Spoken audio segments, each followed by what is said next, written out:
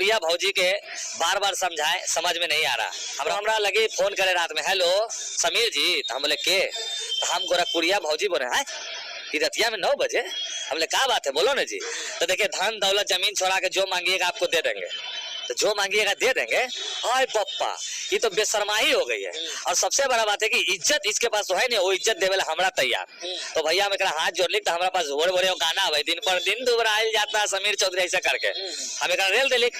अरे रेल दिल को समीर चौधरी बीमार हो रे भैया, भेलपुरिया भौजी साया उठा के फरार हो रे भैया।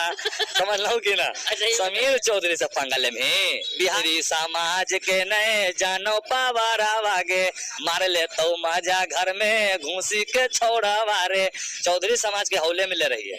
ये कहती है कि चौधरी है तो क्या कर लोगे, क्या कर लेंगे, निहुरा के समझ नहीं रहे हो कि क्या कर लेंगे हम लोग। देख रहे मोछवा, जिला नवादा पटनवा में प्रचार हो रे भैया, जिला नवादा पटनवा में प्रचार हो रे भैया, भेलपुरिया भौजी साया उठा के फरार हो रे भैया।